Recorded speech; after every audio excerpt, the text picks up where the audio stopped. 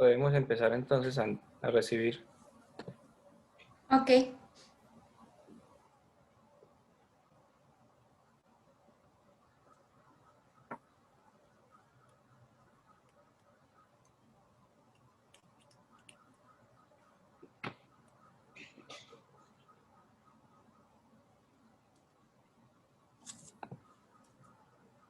Bueno, vamos entonces a recibir. ¿Pueden ver mi pantalla? Sí, yo la estoy viendo. Ok. Bueno, entonces, muy buenas tardes a todos los que están conectados con nosotros en Zoom, y también muy buenas tardes a todas las personas que nos están siguiendo por Facebook. Damos inicio a este seminario de Ciencias Atmosféricas para quedarse en casa, organizado por el Grupo Interacción y Micro Mesoescala del Centro de Ciencias de la Atmósfera de la UNAM. Este grupo de interacción micro y mesoescala está liderado por la doctora Graciela Raga y está conformado también por el doctor Luis Ladino, la doctora Cristian y por mí, Alejandro Jaramillo, y trabajamos en distintos temas relacionados con la interacción de la microfísica, la mesoescala y también un poco de la gran escala, entre ellas pues las interacciones que ocurren dentro de la nube que permiten la formación de las nubes, la importancia de los núcleos de glaciación, por ejemplo, es un tema muy importante que se trabaja en el grupo de investigación, los ciclones tropicales, en particular los huracanes en la región del Caribe y del Pacífico, también procesos dinámicos de gran escala que también tienen efectos en la calidad del aire, como el transporte de polvo del Sahara, por ejemplo, y también la interacción o la actividad eléctrica y su relación con la convección profunda, entre muchos temas, todos relacionados con la micro, la mesoescala y también un poco con la escala sinóptica. También nos está acompañando el día de hoy la física Silvia Ivón. Ella es la encargada de comunicación del Centro de Ciencias de la Atmósfera y ella es la que está haciendo posible tener transmisión vía Facebook. Entonces ella es la que va a poder transmitir sus preguntas de Facebook a, a nuestro expositor del día de hoy. Bueno, también les quiero recordar, como siempre, que el Centro de Ciencias de la Atmósfera tiene una revista indexada, una revista científica que se llama Atmósfera. Es una revista en inglés que trata temas científicos relacionados con las ciencias atmosféricas. Es una revista entonces que cumple con todos los requisitos de revisión por pares, está indexada, los artículos tienen DOI, lo que permite una fácil difusión, y algo muy importante, es gratuita tanto para los autores como para los lectores. Entonces, los que quieran publicar en esta revista, consideren que esta revista no tiene cargos por página, entonces eso puede ser más atractivo, dado que hay otras revistas en el medio que tienen cargos por página muy costosos, y que aparte de eso, los artículos no son libres, por lo que no cualquier persona puede descargarla, sino solamente los que tienen suscripción. Entonces, el hecho de que sea gratuito tanto para los autores como para los lectores permite que se pueda haber una más fácil difusión de sus artículos una vez aceptados. Tiene unos tiempos muy rápidos de revisión, y una vez el paper está aprobado, el artículo está aprobado, queda publicado inicialmente en la parte de Early Release, lo que permite que ustedes puedan empezar a hacer difusión de su artículo en su versión preliminar después de ser aceptado, para que puedan empezar a recibir citaciones y para poder dar a conocer su artículo antes de que aparezca en la versión final, en la publicación correspondiente de la revista. Pues debo también comentarles que esta revista, a diferencia de otras revistas, pues en esta revista van a recibir un review más imparcial. Muchas revistas del medio miran muy mal los artículos latinoamericanos o los artículos que vienen de universidades latinoamericanas, y tienen un sesgo en contra de nuestras universidades. ustedes pueden tener la seguridad de que en esta revista van a recibir una revisión justa e imparcial, independiente de su universidad de procedencia. También tiene secciones muy interesantes. Hay un capítulo, una sección de la revista que se llama Opinión, y en ella van a poder encontrar artículos de divulgación muy interesantes en distintos temas y que les van a permitir interactuar. Pueden hacer preguntas en el artículo, porque cada artículo viene acompañado con un foro de preguntas y respuestas. Entonces los invito a los que no conozcan la revista de que se acerquen a ella.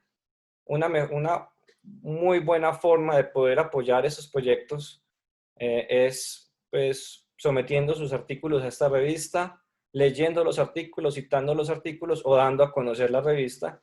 Entonces los invitamos a que le den una mirada a esta revista y la consideren en sus futuros trabajos.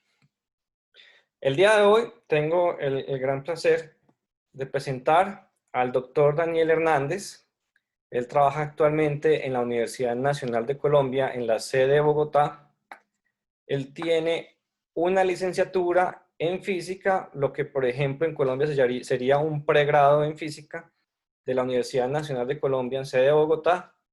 Tiene su maestría en ciencias en meteorología también de la Universidad Nacional de Bogotá, y creo, si no me equivoco, que en Colombia es el único posgrado directamente relacionado o explícitamente relacionado con meteorología. Y su doctorado, tiene un doctorado en ciencias naturales en el Instituto Max Planck en Alemania, uno de los institutos más reconocidos a nivel mundial.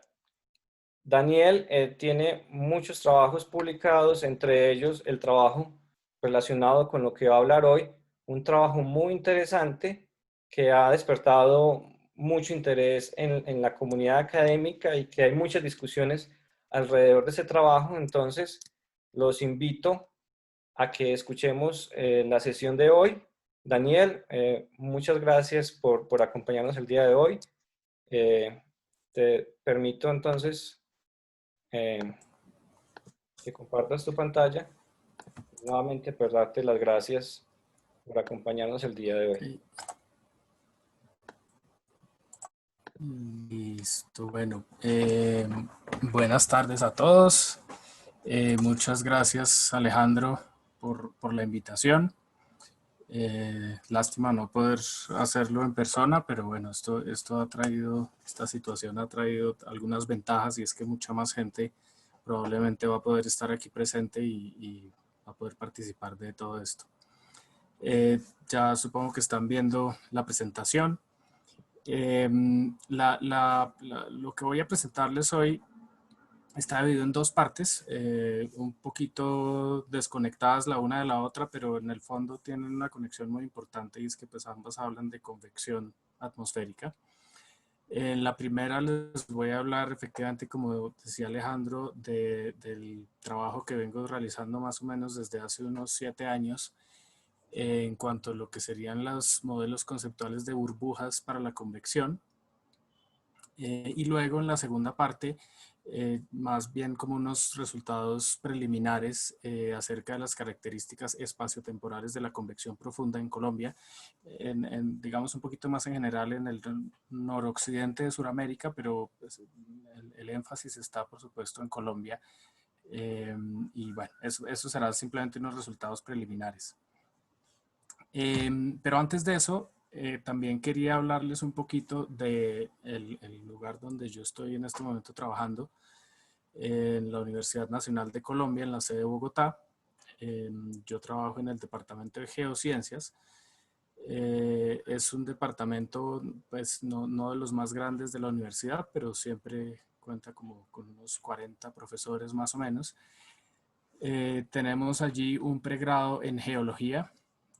Aquí el puntero, un pregrado en geología. Ese es el único programa de pregrado que tiene el departamento.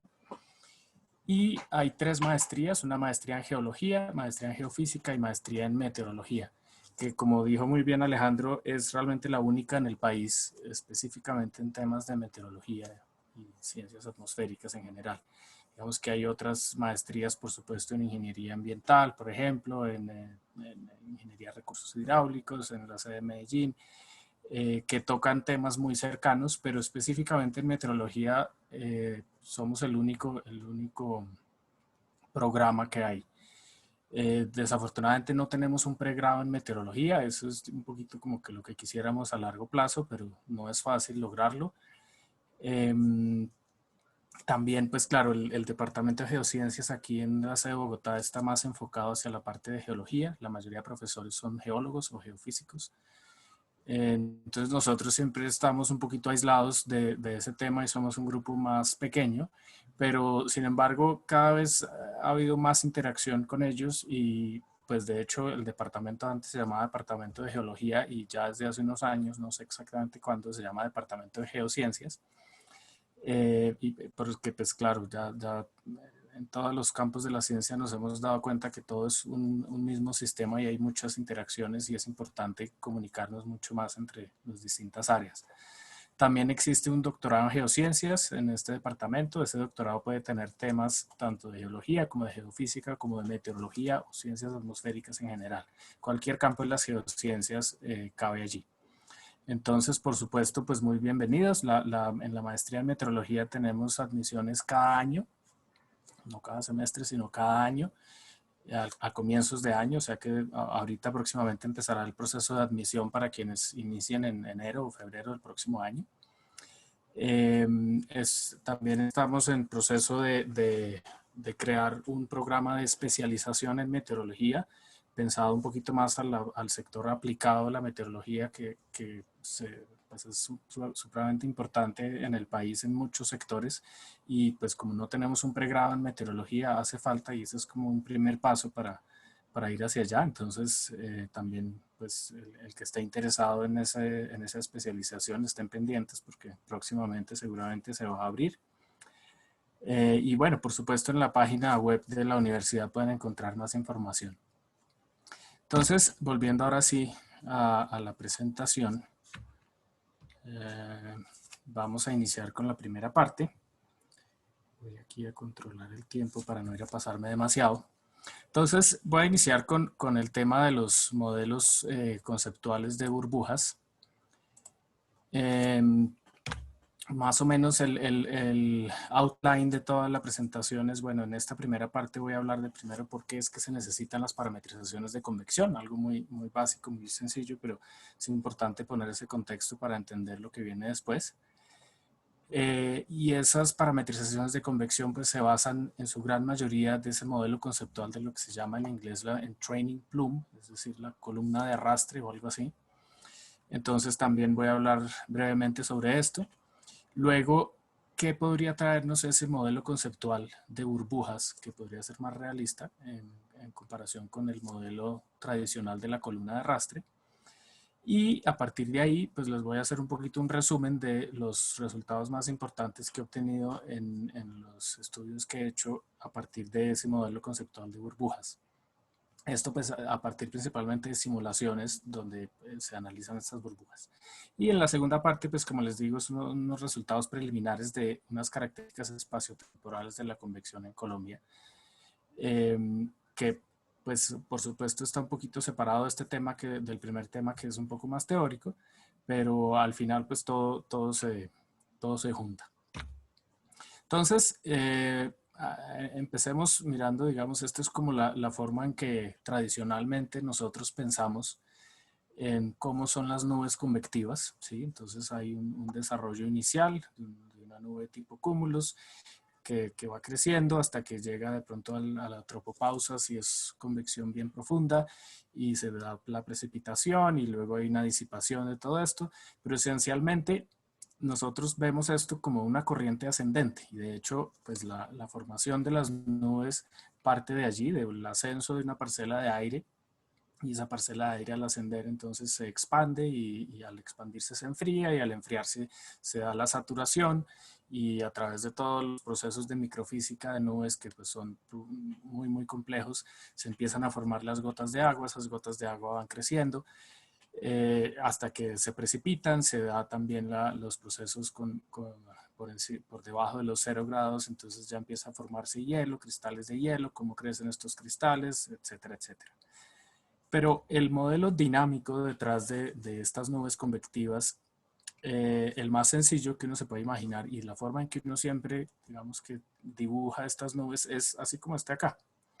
Es una corriente ascendente, ¿sí? Estamos básicamente suponiendo que aquí lo que se está dando es una corriente ascendente bastante laminar, digamos, uno nunca la dibuja muy turbulenta, ¿cierto? Porque por supuesto pues es la forma más sencilla de verlo, y cuando ya tenemos la precipitación intensa, entonces de pronto podemos tener corrientes descendentes que nos puedan estar formando de pronto aquí piscinas frías, etcétera. Pero el dibujo que tenemos en la cabeza de cómo funciona en la primera aproximación de una nube es simplemente una corriente ascendente. Ahora, si miramos cómo es que funcionan los modelos climáticos o los modelos atmosféricos de simulación, pues hay que discretizar el espacio, ¿cierto?, en una grilla. Esto sería más o menos, esto es con una imagen satelital en el visible sobre el Amazonas, en algún lugar por ahí en Sudamérica.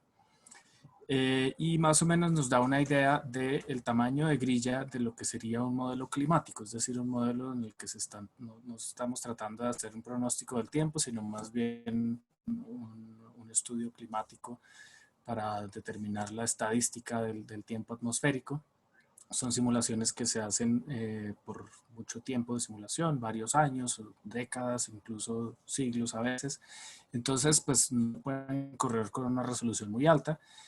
Entonces, fíjense aquí, por ejemplo, dentro de cada casilla de estas, pues caben un montón de nubes. Hay algunas que a veces ocupan casi toda la casilla, otras por lo general ocupan mucho menos que una casilla entera.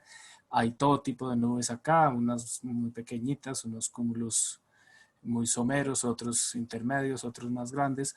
Es una población bastante variada. Entonces, pues por supuesto un modelo de estos que tiene una resolución de 100 kilómetros pues nunca va a poder simular directamente una nube, porque sabemos que estas nubes, incluso las más grandes, pues se empiezan a formar como sistemas más pequeños y van creciendo poco a poco, pero con una sola casilla no podríamos nunca llegar a simularlo directamente. Entonces se necesitan las parametrizaciones. Ahora, uno podría decir, bueno, pero en realidad los modelos hoy en día ya pueden ir a resoluciones mucho más altas, ¿sí? Si aquí, por ejemplo, estoy dividiendo cada una de estas 10 veces, entonces tendríamos una resolución más o menos de unos 10 kilómetros ahí.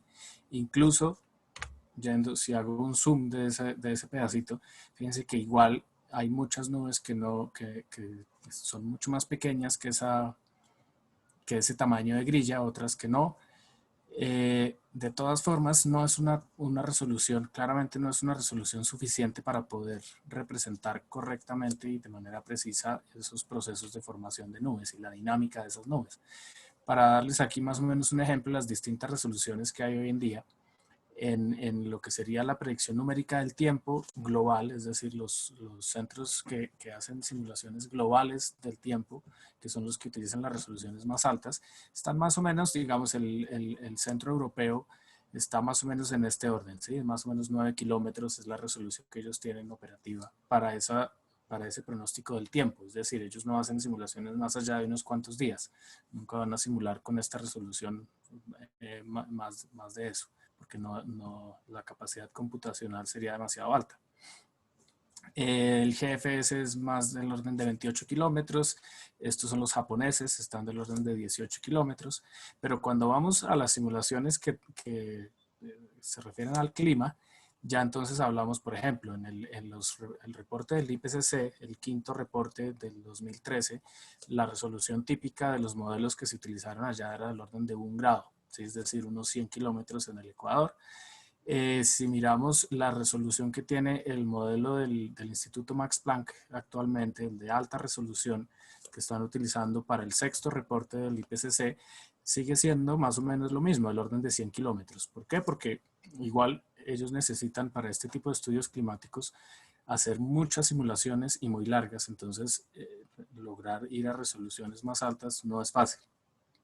Entonces, realmente las parametrizaciones de convección todavía las necesitamos y las vamos a necesitar por un buen tiempo, porque hasta que no lleguemos realmente a resoluciones de cientos de metros va a ser muy difícil quitárnoslas de encima.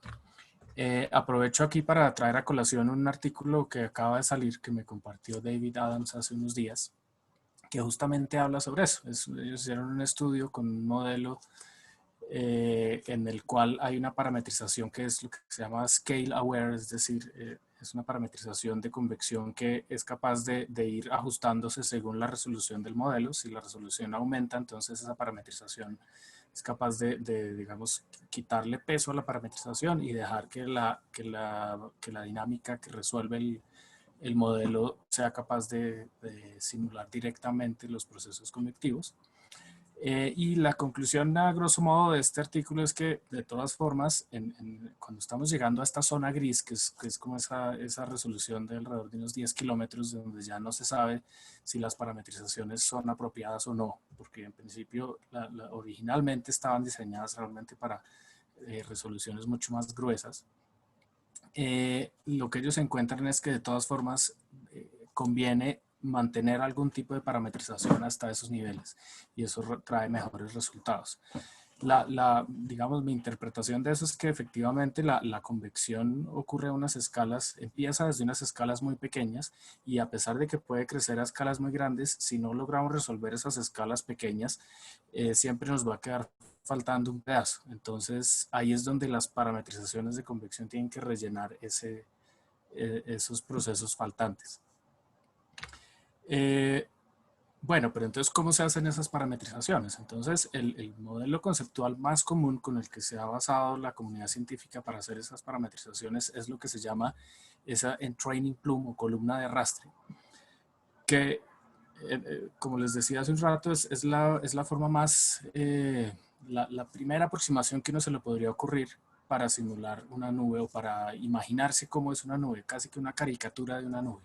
Es una corriente ascendente, una columna de aire que va ascendiendo y a medida que se da esa corriente ascendente hay arrastre de aire del entorno. Esto lo propuso Stommel en 1947, o sea, esto no es nada nuevo, por supuesto. Además es pues una idea muy básica, muy sencilla, que tiene una gran belleza justamente por esa simplicidad. Y a partir de ahí, pues fíjense que es la misma idea que tenemos en esta caricatura de la derecha. Es una corriente ascendente que además, debido a ese arrastre del aire de su entorno, va creciendo con la altura. La nube, fíjense que aquí va, lo que aquí dibujan como la nube, se va haciendo más ancho con la altura. Ese es el modelo conceptual que llamamos la columna de arrastre y en el que se basan prácticamente todas las parametrizaciones de convección. No todas, porque hay otras que utilizan otras metodologías, pero la mayoría y las más operativas son de este estilo. Ahora, esto pues por supuesto ha evolucionado más a simplemente tener una corriente ascendente y ya. Por ejemplo, entonces el trabajo de Arakawa y Schubert, que es clásico para todas las parametrizaciones de convección, entonces lo que ellos asumen es, bueno, tenemos esta casilla, ¿cierto?, de mi modelo. Ahí están las suposiciones de que, por ejemplo, el área que ocupan las nubes debe ser mucho menor que el área total de la casilla para que esas parametrizaciones funcionen. Y por eso cuando aumentamos la resolución, ya esas suposiciones no son válidas y empieza a haber problemas. Pero bueno, ellos básicamente lo que hacen es asumir que dentro de cada una de esas casillas pues puede haber varias de esas corrientes correspondientes a nubes, a distintas nubes.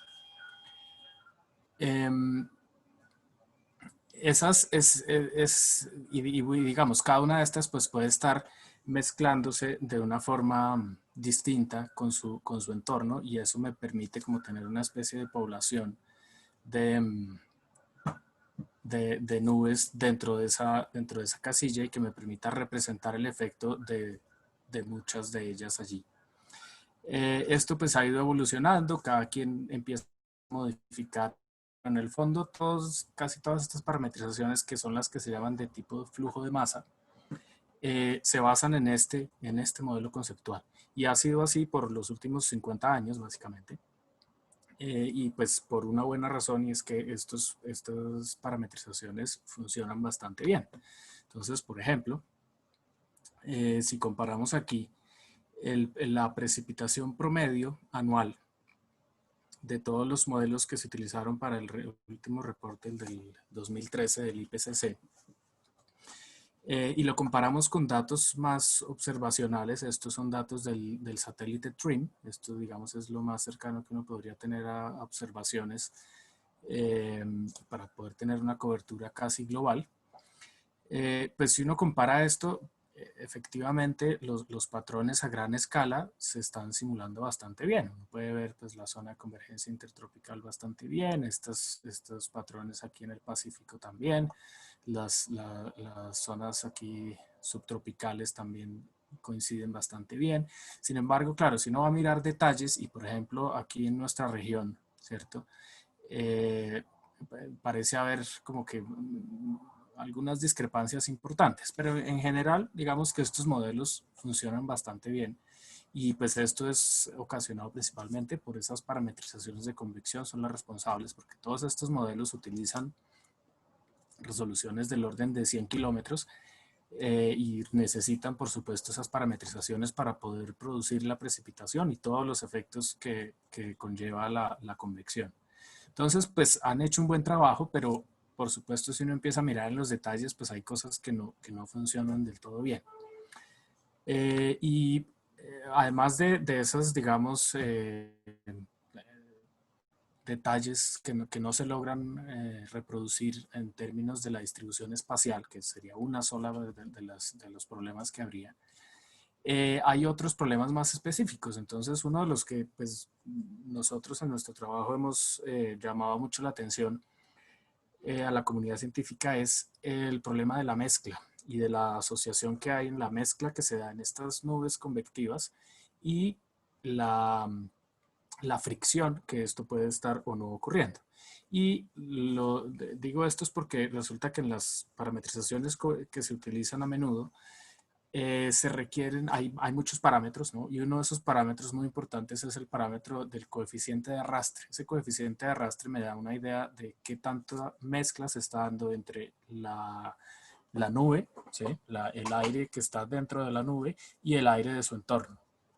Entonces resulta que para que los resultados que nos da el modelo sean cercanos a la realidad, entonces hay que utilizar unos coeficientes de arrastre bastante bajos comparados con lo que uno podría, digamos, medir en nubes reales.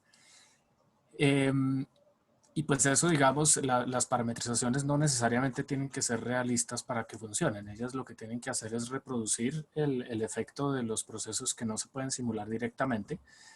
Y a veces hay que hacer eso a costa de parámetros que de pronto no son muy realistas. Entonces, pues eso en sí no es un problema. Pero el problema es que el hecho de utilizar esos coeficientes de arrastre tan bajos genera otros problemas. Por ejemplo, que hay demasiado, lo que se llamaría el condensado, es decir, demasiada cantidad de agua y hielo en las partes altas de la nube y muy poca sensibilidad a la humedad troposférica. Es decir, la convección reacciona igual si la humedad en la troposfera media es muy alta o muy baja, o no tiene suficiente sensibilidad a ese tipo de humedad. ¿Por qué? Porque claro, si yo pongo un coeficiente de arrastre muy bajo, no hay suficiente mezcla y entonces la nube convectiva pues hace lo que tenga que hacer independientemente de lo que le esté rodeando, porque no tiene conexión con a través de la mezcla. Y eso también hace que lleve más cantidad de agua a las partes altas. Entonces ahí hay un problema, digamos, que no es fácil de resolver, porque entonces si en esos modelos yo aumento el coeficiente de arrastre a valores más realistas que me permitirían tener más sensibilidad a la humedad troposférica, por ejemplo, entonces resulta que hay otros factores o otras características de la convección que ya no se simulan bien y que también son muy importantes, como por ejemplo la cantidad total de precipitación o la distribución de las nubes, la altura de las nubes, etcétera, etcétera. Entonces son esos problemas que al final nos toca como decir, bueno, nos tocó aguantarnos este coeficiente de arrastre muy bajo sabiendo que no es lo ideal, pero pues es la forma en que mejor funciona esa parametrización. Y algunos de esos problemas, pues digamos que están amarrados un poquito a ese modelo conceptual fundamental de la columna de arrastre. Porque pues la columna de arrastre es ese modelo tan sencillo y tiene digamos ese inconveniente, que se asume que el arrastre, esa mezcla con el entorno, pues de alguna forma va a tener un efecto sobre el crecimiento mismo de la nube. Si se mezcla mucho, pues eso le va a reducir su flotabilidad a las corrientes ascendentes. Y entonces frena de alguna forma, o sea, eso se conecta un poco con la dinámica de la velocidad vertical, con las, digamos, ecuaciones de conservación de momentum en la vertical. Bueno, y además de esos problemas, también las parametrizaciones que se vienen desarrollando desde hace 50 años, pues se han vuelto supremamente complejas, llenas de parámetros, son líneas y líneas y líneas de código que muy poca gente ya logra realmente entender todos los pasos y están pues muy probablemente llenos de pequeños errores por aquí y por allá, porque se volvió algo ya casi que inmanejable. Entonces todo eso ha llevado a pensar que de pronto es hora como de replantearse un poco esas parametrizaciones, a pesar de que han hecho un muy buen trabajo, pero pues de pronto ya es hora de pasar a otro tipo de parametrizaciones, y actualmente pues hay muchos esfuerzos en esa dirección, en distintas direcciones, para buscar alternativas a estas parametrizaciones de convección. Entonces, bueno, volviendo a ese modelo conceptual, pues sabemos en realidad que las nubes son mucho más que simplemente una corriente ascendente que se mezcla con su entorno. Son mucho más complejas, tienen mucho más turbulencia, ¿cierto? Entonces, aquí les voy a mostrar simplemente una imagen de nubes aquí en Bogotá. Y pues todos hemos visto las nubes, sabemos que no son tan sencillas como las tratamos de pintar en las caricaturas. Están llenas de turbulencia. Esa forma como de coliflor pues indica justamente esa turbulencia, que son como más que una corriente ascendente, parecen más como burbujas. Burbujas que cada una de ellas tiene una vida muy corta. Lo voy a poner aquí otra vez por si no alcanzaron a verlo muy bien. No sé qué tan bien se transmite el video, pero bueno. Este es el tipo, digamos, de convección que vemos aquí en estas latitudes casi que a diario, ¿sí? Y si se dan cuenta es algo muy transitorio, ¿sí? Estas nubes, esto es un periodo de apenas de 2 horas en el que ocurre todo esto. A veces hay precipitación, a veces no. A veces las nubes no alcanzan a precipitar, a veces se cae un aguacero fuertísimo. Pero pues el punto es que esas nubes no son tan sencillas como las pintamos en ese modelo conceptual de la columna de arrastre. Entonces, bueno, pongamos, digamos, la hipótesis, en realidad las nubes no son una columna de arrastre, busquemos algo más realista. Entonces, una burbuja sería lo más acercado a eso, ¿sí?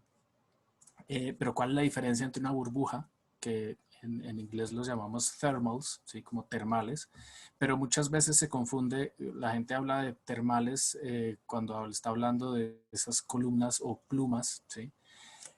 ¿Cuál es la diferencia realmente entre esas? Entonces, pues hay que ponerse de acuerdo un poquito. Lo que yo llamaría una pluma o una columna de arrastre es algo que tiene una fuente de energía, digamos, de flotabilidad constante. Podría ser, por ejemplo, un volcán, ¿sí? Un volcán que está constantemente emitiendo gases, ¿sí? Y eso me puede estar generando una columna de aire que está aquí ascendiendo y que es pero si esa fuente en la superficie, que puede ser calor simplemente, no es constante en el tiempo, sino que es más episódica, entonces yo tendría más bien lo que llamaríamos una termal o una burbuja, porque se genera esa masa de aire más cálida, digamos, y luego ya desaparece esa entrada de energía y la burbuja sigue subiendo, pero se desconecta de alguna forma de la superficie o de su punto de inicio, que no necesariamente tiene que ser la superficie. Ahora, también hay algo intermedio, que es como cuando la columna de aire está iniciando, pues aquí en la parte alta se forma una especie de burbuja, pero que todavía está conectada con la superficie. Y por supuesto, digamos que si esto en algún momento se desconecta, pues entonces pasa a ser una burbuja. Entonces, son muy similares, pero hay una diferencia fundamental y es en la dinámica de la velocidad aquí. Entonces fíjense que pues esto es simplemente una caricatura, pero aquí ya se ve muy claramente que esta velocidad vertical tiene también una rotación. Aquí hay unos vórtices, mientras que cuando yo considero esta columna de arrastre, pues por supuesto es una forma más simple de verlo, simplemente asumo que es una velocidad vertical y ya. Entonces, este tipo de circulación va a ser clave para ver cuál es la diferencia entre estas dos.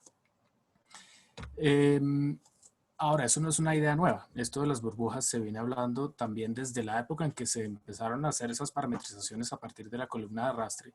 De hecho, en esa época había bastante discusión acerca de si era mejor utilizar burbujas o esa columna de arrastre. Y pues aquí varias referencias de esa época y de allá para acá. Pero entonces resulta que pues en esa época, por supuesto, no era el primer intento. Entonces lo más sencillo pues era asumir simplemente una columna de arrastre, ¿sí? Porque la burbuja pues tiene una estructura más compleja, va a traer más complicaciones a la hora de tratar de hacer una parametrización basada en ese modelo conceptual. Entonces pues al final optaron por utilizar la columna de arrastre y como trajo buenos resultados pues sí, no había realmente razón para devolverse a complicarse la vida en ese momento. Pero digamos que ahora pues tenemos ya muchas más observaciones, tenemos sensores remotos, tenemos simulaciones mucho más detalladas que nos permiten entender mucho mejor cómo es que funcionan esas burbujas, cómo es la dinámica dentro de esas nubes convectivas. Entonces, pues como que esto surgió nuevamente y hay una publicación muy interesante de Junichi Yano del 2014 que habla justamente de eso, que es como estamos redescubriendo las burbujas gracias pues a esos avances tecnológicos y de observaciones que tenemos hoy en día y que nos permiten ahora volver a echar una mirada a esas ideas que había por en la década de los 50 y 60, pero que nunca se llevaron mucho más adelante. Entonces, un camino posible para hacer esto es lo que hice yo junto con Steve Sherwood desde el 2013 más o menos. Y es, bueno, investiguemos cómo es la dinámica de esas burbujas para luego tener ese conocimiento y después poder diseñar parametrizaciones a partir de esa dinámica de esas burbujas. Y ya que tenemos simulaciones que permiten resolver, ya no simulaciones climáticas globales, sino más bien simulaciones idealizadas en un dominio mucho más pequeño, pero donde yo puedo tener resoluciones de 50, 60 metros, entonces ahí ya no necesito parametrizaciones de convección, sino que más bien puedo simular directamente cómo es la dinámica de esas nubes. Entonces en esas simulaciones que ya digamos que ya se sabe que son bastante acertadas y bastante cercanas a la realidad, puedo ir y estudiar las burbujas, ir a identificar burbujas allá y hacer estadísticas de todas sus propiedades dinámicas, físicas, etcétera, etcétera. Entonces, aquí lo que les voy a mostrar es simplemente una animación de una de estas simulaciones hechas con el WRF, pero son simulaciones idealizadas, es decir, aquí no hay no estoy tratando de simular el tiempo atmosférico en un día específico en la sabana de Bogotá, no, es una situación totalmente idealizada con una superficie homogénea, unas fronteras, unas condiciones de frontera periódicas y el modelo es capaz de simular una nube, digamos, característica, pero no es una nube, no estoy tratando de simular una nube específica, sino estoy simulando convección profunda de una fase general. Voy a ponerlo aquí. Entonces, pues fíjense cómo pues, las nubes aquí van, esto por supuesto pues es una idealización de la realidad, pero funciona bastante bien, la convección va creciendo a medida que está aquí lo que aparece arriba, si alcanzan a ver es la hora local, es más o menos hacia el mediodía. Y bueno, y lo que aparece ahí en azul es precipitación, las nubes pues están llegando más o menos a unos 12, 13 kilómetros. Bueno, a partir de aquí entonces lo que hice yo, me gasté varios años en hacer eso, es un algoritmo que coge la salida de esas simulaciones e identifica las burbujas, va y las busca y dice, ah, aquí hay una burbuja y la sigue mientras esa burbuja todavía está por ahí andando, la sigue y toma, digamos, guarda información de su contenido de agua, de su tamaño, de su velocidad vertical, de la estructura, de la mezcla con su entorno, todo lo que ustedes se puedan imaginar de los lugares donde empiezan las burbujas, qué tanta distancia alcanzan a recorrer antes de desaparecer. Entonces, aquí ahora lo que les voy a mostrar, esta otra, exacto, esto es un pedacito de esa simulación y lo que ustedes ven ahí es las burbujas que yo logré identificar en cada caso. Son, como pueden ver, son esferas, porque hay que hacer un tipo de suposición allí. Y son realmente cientos o miles de burbujas que aparecen cada minuto prácticamente. Entonces, a partir de esa información, es que nosotros logramos llegar a pues, sacar algunas conclusiones de esas propiedades de las burbujas que pueden llegar a ser útiles para nuevas parametrizaciones. Entonces, de ahí pues salieron 3 artículos y lo que les voy a mostrar aquí es un poquito un resumen de los resultados más importantes de esos 3 artículos. Con eso no les toca ir a leérselos enteritos. Entonces, bueno, lo que les decía, este sería tal vez el resultado más bonito, me parece a mí, porque además visualmente es muy diciente. Y es, si yo cojo la estructura de velocidades de todas esas burbujas, esas miles de burbujas que logré identificar en la simulación y hago un promedio, un compuesto de todas ellas, obtengo una circulación de este estilo. Entonces fíjense que efectivamente aquí tenemos, lo que muestran los colores es la velocidad respecto al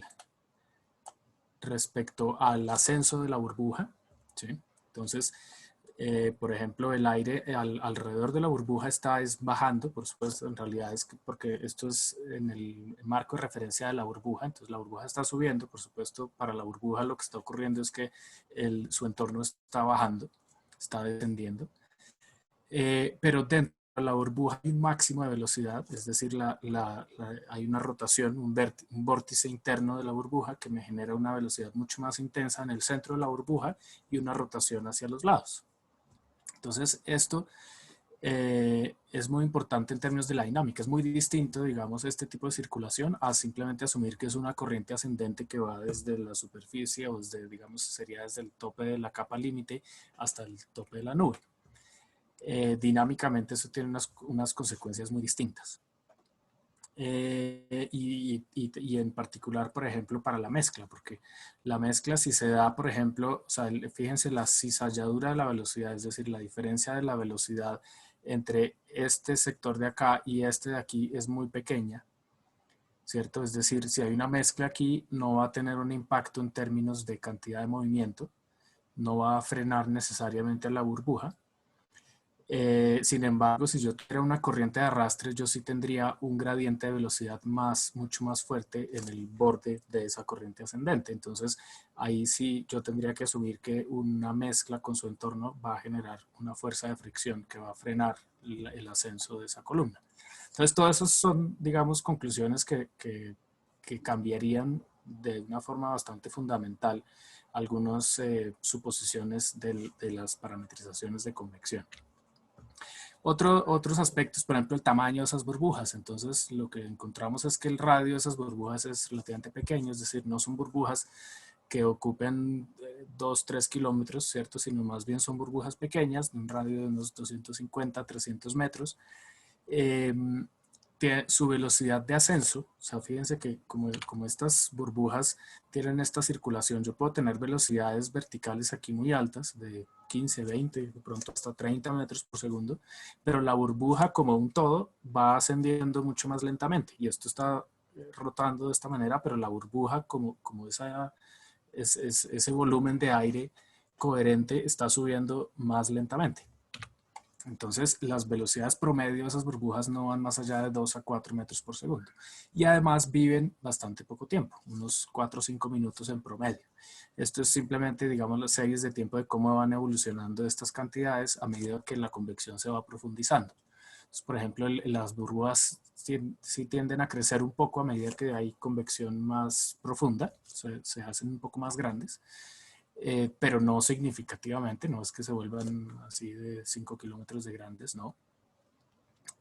su velocidad aumenta ligeramente, pero en promedio no mucho. O sea, hay muchas, siempre hay muchas burbujas que están haciendo, digamos, cada una de ellas un poquito. Y su tiempo de vida, ese sí se mantiene bastante constante. Es decir, no, las burbujas cuando hay convección profunda aparentemente no es que vivan mucho más tiempo, sino simplemente hay muchas más de pronto y son un poquito más grandes. Este es otro resultado importante, y es que la altura en la cual inician las burbujas también va aumentando a medida que la convección se va haciendo más profunda. Entonces, en el modelo conceptual de la columna de arrastre, uno tiene la idea de que esa columna de arrastre arranca en la base de la nube y va hasta el tope de la nube. Es una sola columna que recorre toda la nube.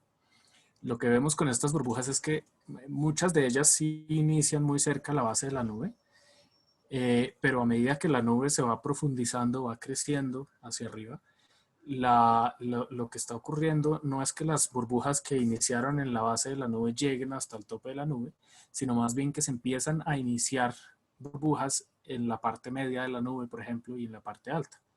Siempre hay muchas más en la parte baja, pero se empiezan a generar unas cuantas allá arriba que son las que se encargan de hacer crecer la nube. Eso también es otra diferencia grande con lo que tendría uno en un modelo conceptual de una columna de arrastre. La distancia, esta sería la distancia que recorren las burbujas individualmente, el promedio. Como viven poco tiempo, tampoco recorren una distancia muy grande, no recorren más de 500, 600 metros antes de disiparse, porque claro, como es tan turbulento, esas burbujas se forman, alcanzan a ascender 500 metros, 600 metros y luego se disipan nuevamente y se mezclan con su entorno. Bueno, entonces lo que les decía, las burbujas no recorren distancias mayores al intensificarse la convección, sino que más bien van cada vez iniciándose más arriba, y eso es una diferencia fundamental allí. En términos de mezcla, encontramos que efectivamente la mezcla con su entorno es muy fuerte, mucho más de lo que se tiene que asumir en las parametrizaciones de convección. Y la fricción, que por supuesto hay una fricción, algo que impide, digamos, que frena las burbujas cuando van subiendo, pero esa fricción no tiene nada que ver con la mezcla. Ese es un resultado muy importante. Lo que quiere decir que en una parametrización, hipotéticamente, no habría que tener en cuenta, no habría que conectar esos coeficientes de mezcla con el balance de fuerzas en la vertical, porque eso me estaría ocasionando un problema que no es físico, que no es real, no ocurre en la realidad, y por lo tanto, pues digamos que ese probablemente es uno de los problemas que hay en las parametrizaciones actuales. En términos, también miramos pues, más en el último artículo un poco más en detalle las características de mezcla. Una de las preguntas fundamentales ahí era ver, bueno, ¿qué es más importante para una burbuja de estas? ¿Qué tanto se mezcla con su entorno a medida que va subiendo? ¿O cuáles son las propiedades que tiene internamente cuando inicia la burbuja a ascender? Hay estudios que miran esto en términos de parcelas de aire dentro de nubes convectivas, y en general la conclusión es que lo que más importa era la mezcla a lo largo de su trayectoria. Sin embargo, para estas burbujas lo que encontramos es que ambas cosas son muy importantes, tanto qué tanto se mezclan como sus condiciones iniciales. La razón de esto es que, claro, o sea, no es que haya necesariamente una discrepancia, sino más bien que las burbujas, digamos, una parcela de aire, como se considera en muchos otros estudios, está compuesta por varias burbujas o muchas burbujas probablemente. Entonces estas burbujas, como tienen un tiempo de vida tan corto, a pesar de que se mezclan muy intensamente con su entorno, en el tiempo de vida que tienen eso no alcanza a tener un impacto tan fuerte como si lo tiene cuando ya considero, digamos, un ensamble de burbujas, que es lo que me compone a una parcela de aire. Entonces eso es otro resultado importante. Y por último también, ¿qué tan importante es la humedad del entorno? Entonces, como digamos que pues esto hay que tener un poquito de cuidado, nosotros tratamos de mirar cómo la humedad del entorno de una burbuja afecta, por ejemplo, qué tanta distancia recorre esa burbuja. Sin embargo, pues todo eso dentro de la misma nube y la misma simulación. Entonces, pues no hay un rango muy grande de humedad relativa. Por ejemplo, fíjense aquí en estas figuras lo que estoy mostrando es la humedad relativa del entorno de la burbuja. Aquí es la humedad relativa internamente de la burbuja, pero pues el rango son valores no es un rango muy grande. Pero lo que vemos es que, digamos, aquí hay una pendiente un poco más grande, ¿cierto? Mientras que esto parece estar más plano. Es decir, la humedad del entorno, qué tan húmedo está el entorno, no parece afectar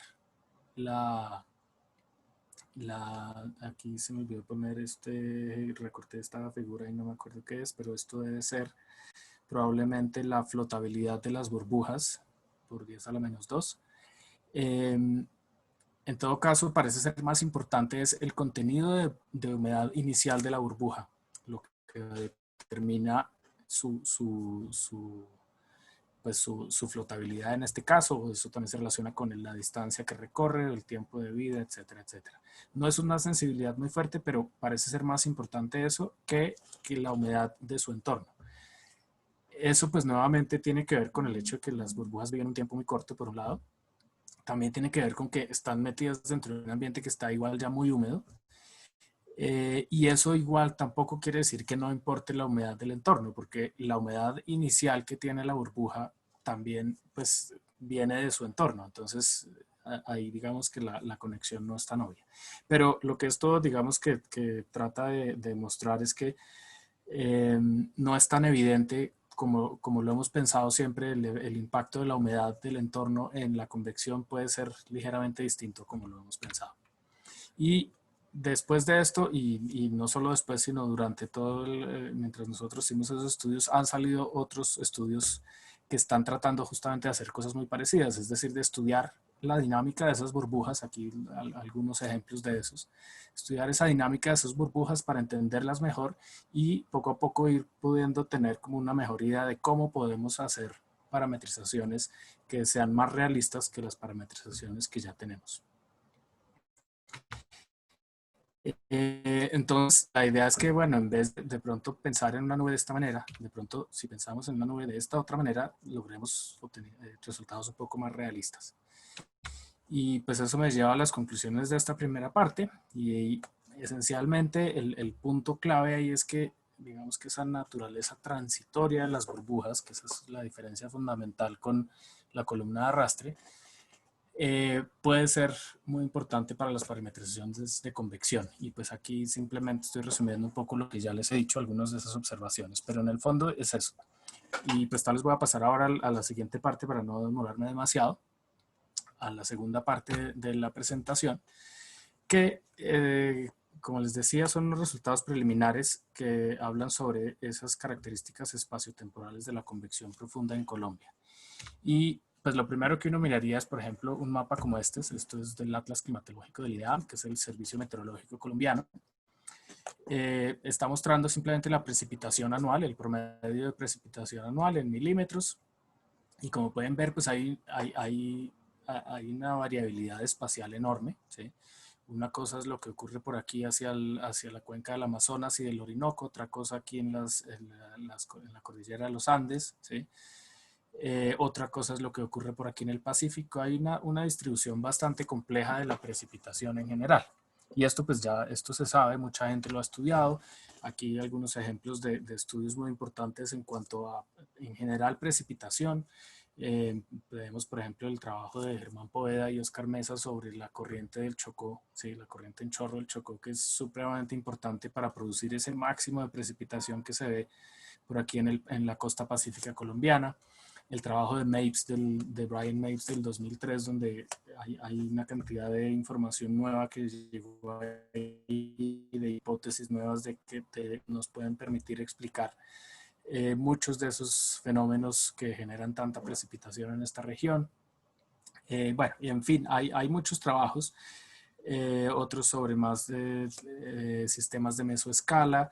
El trabajo de Ana María Durán, que habla más bien de las fuentes de humedad, de dónde viene la humedad en distintas regiones, pues, en distintas subregiones de toda esta región. Hay mucha información allí. Y lo que pues yo pretendo mirar, digamos, con este estudio ahora es no solamente en términos de precipitación en general, sino ya más específicamente la convección profunda. porque pues sabemos que es una región donde tenemos mucha convección profunda. La mayor parte de la precipitación viene justamente por este tipo de convección profunda. Pero además es una zona muy compleja desde un punto de vista topográfico, ¿sí? Tenemos dos océanos con unas costas complejas, tenemos la cordillera de los Andes aquí que se divide en tres, tenemos unas superficies con una cobertura vegetal muy distinta, muy variada. Entonces todo eso por supuesto hace que la convección aquí no es que simplemente ocurra de manera homogénea y medio aleatoria en todas partes. Sabemos que la convección tiene un factor estocástico muy grande. Es prácticamente imposible hacer un pronóstico de dónde va a ocurrir la convección, pero debido a estas inhomogeneidades, es una condición de frontera que es muy heterogénea, pues la convección sí va a tener algunos lugares más preferenciales que otros y va a haber ciertos procesos convectivos que son responsables de convección en unas zonas y otros en otras. Entonces es estudiar un poco eso en términos de la convección profunda en esta región. Y para eso simplemente empiezo con imágenes satelitales del infrarrojo. Entonces aquí una animación de imágenes del GOES 13. Esto es un pedacito del 2011. Pues ahí, por supuesto, uno mira esas imágenes y ahí ocurre de todo, ¿cierto? La ventaja de las imágenes infrarrojas es que uno tiene pues más cobertura de día y de noche. Voy a ponerlo otra vez mientras tanto.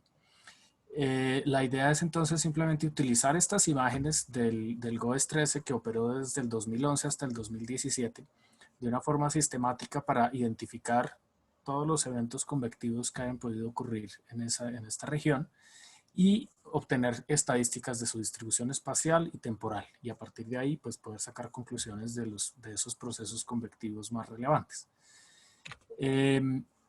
Entonces, ¿qué hago yo? Bueno, este es el área que decidí seleccionar, que pues prácticamente lo que cubre es Colombia, un pedazo de Panamá, un pedazo de Venezuela por aquí, que es importante también por todo lo que ocurre en el lago de Maracaibo, y algo por aquí de Ecuador.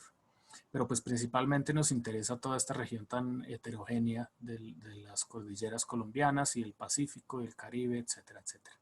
Entonces, ¿cómo identifico estos eventos? Pues a partir de la temperatura de brillo que tengo en estas imágenes infrarrojas.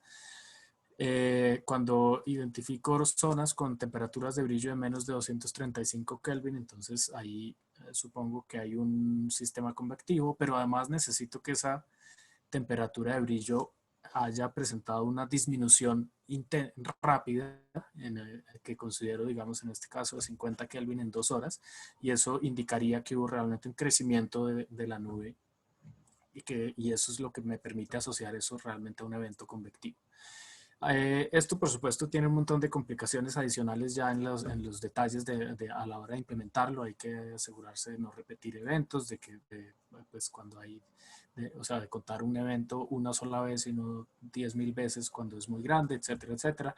Pero resolviendo todos esos inconvenientes, finalmente entonces identifico yo del orden de unos 30 eventos diarios en esta zona, que pues, es algo que digamos que es un valor razonable. Y pues ahora simplemente, como les digo, son unos resultados preliminares. Les voy a mostrar algunas gráficas y eso es todo. Entonces, por ejemplo, aquí tenemos el número de eventos en función del mes del año. Entonces vemos que pues, se ve un poco el paso de la zona de convergencia intertropical, ¿cierto? Con un máximo por aquí hacia octubre y el otro por aquí en abril. Pero en general, a lo largo de todo el año, se identifican eventos, pero cuando menos es de pronto por aquí en enero, en la temporada de diciembre, enero, febrero, que se sabe que es cuando hay menos actividad convectiva, pero aún así en alguna parte de toda esa región hay eventos. Y esta que es muy interesante, que es la distribución horaria de los eventos. Hasta aquí estoy tomando en cuenta todo el año, pero entonces ahora distribuidos a lo largo de las horas del día. Entonces, claramente hay un pico aquí en las horas de la tarde, que corresponde por supuesto a esa convección diurna forzada por el calentamiento de la superficie, ¿cierto? La convección clásica que conocemos y la más común, ¿cierto? Aquí ese es el pico más intenso, pero no es lo único. Tenemos también otro pico por aquí en horas de la noche, y hay bastantes eventos que se identifican en horas de la noche. Entonces eso también es otro punto interesante. Y cuando realmente menos eventos ocurren, que pues eso también ya lo sabemos y mucha gente lo ha demostrado, es en las horas de la mañana, digamos antes del mediodía, por ahí desde las 8, 7, 8 de la mañana hasta las 11 de la mañana, ahí es cuando hay menor cantidad de eventos. ¿Cómo se distribuyen espacialmente? Entonces aquí hay unas figuras muy interesantes. Esto me muestra esa distribución espacial teniendo en cuenta toda el área que cubren los sistemas con temperatura de brillo de menos de 235 Kelvin.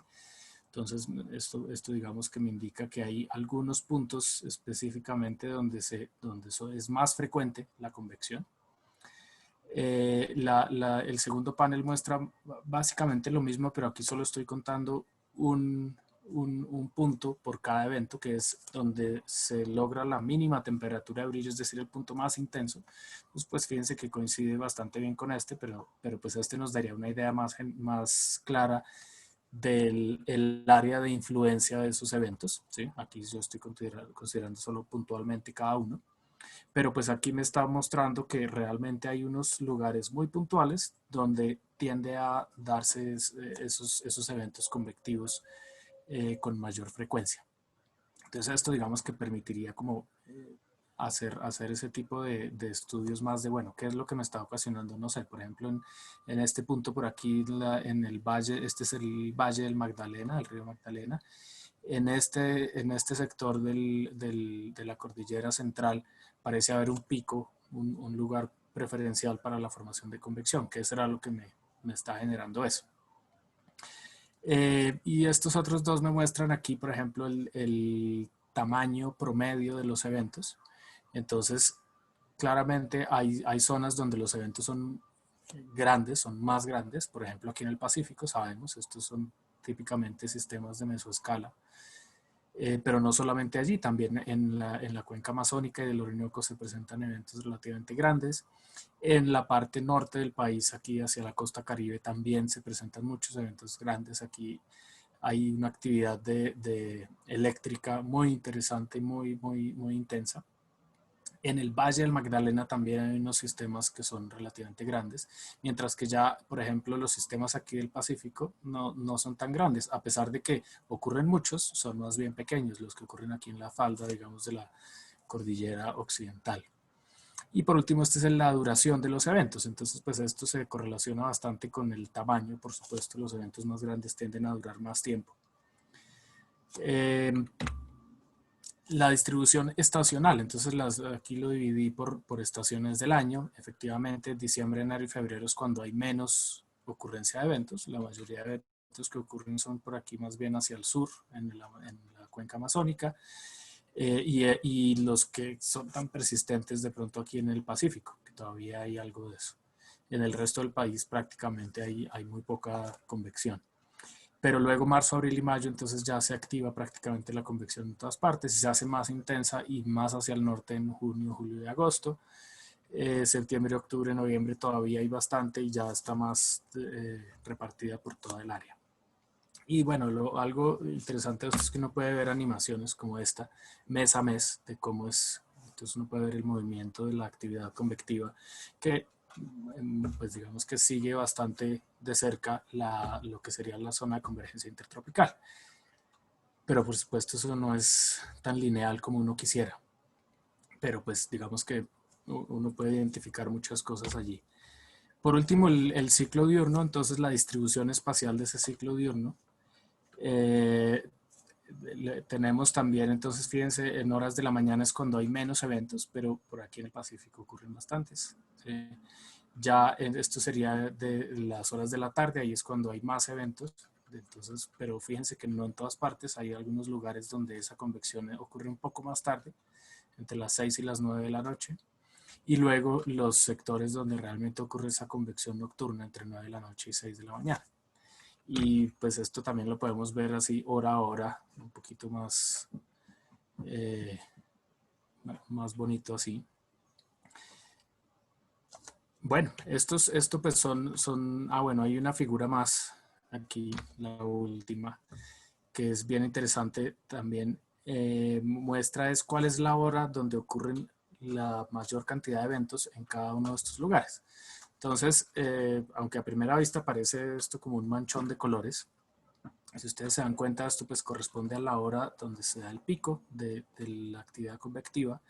Hay una diferencia muy clara entre la parte continental y la parte oceánica, ¿sí? Tenemos, por ejemplo, que en la parte continental aquí se ve en la costa, por ejemplo, pues de la costa hacia adentro se ve colores más azules, es decir, esto es convección en las horas de la tarde. Por aquí en el Amazonas también, ¿sí? La parte amazónica y todo el oriente del país. También es horas de la tarde, pero de pronto un poco más temprano, ¿sí? Se corre un poquito más hacia el mediodía y es un poquito más variado. Esto sería el Valle del Magdalena. Fíjense cómo, por ejemplo, el Valle del Magdalena y esta región aquí del norte, también esto sería el Bajo Magdalena, presentan convección ya muy tarde en la noche, ¿sí? Ya hacia colores más rojos. Parecido un poco a lo que ocurre, digamos, en esta parte del Pacífico. Pero aquí entonces, por ejemplo, tenemos convección más en las primeras horas de la mañana. Hay digamos que muchísima información aquí que pues hay que analizar ahora. Estos pues, son resultados preliminares.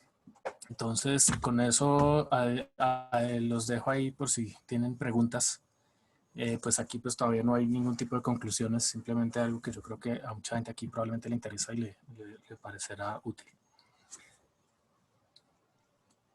Muchas gracias por tu excelente presentación. Muy interesantes todos tus resultados. Creo que has hecho un muy buen trabajo. Yo soy Cristian Domínguez, para los que no me conocen, y también pertenezco al grupo de interacción Océano Atmósfera. Y hoy tengo el placer de moderar la sesión de preguntas y respuestas. Entonces, si tienen alguna pregunta, por favor, levanten la mano y yo les voy a encender su micrófono. Ahora mismo tenemos una primera pregunta de parte del doctor Luis Ladino. Voy a darle la palabra. Y Luis, adelante. Sí, muchas gracias, Cristian. Hola, Daniel, mucho gusto y muchas gracias por tu presentación. La verdad, muy interesante. Lo mío, en realidad, es más la microfísica, en realidad. Pero pues viendo tu presentación, sobre todo la primera parte donde tú hablabas de las burbujas, sabemos que en estas nubes convectivas la presencia de cristales de hielo pues es ubicua, ¿no? Está allí siempre presente. Y hay un mecanismo heterogéneo para la formación de cristales de hielo que es por contacto, que es más teórico, ¿no? Donde una gota de nube superenfriada colisiona con una partícula de aerosol y gracias a esta colisión se desencadena la formación de hielo, ¿no? Sin embargo, esto es muy teórico y difícilmente se ha demostrado en nubes reales, en mediciones in situ, y es muchas veces por justamente la baja eficiencia de la colisión entre partículas de aerosol y gotas de nube.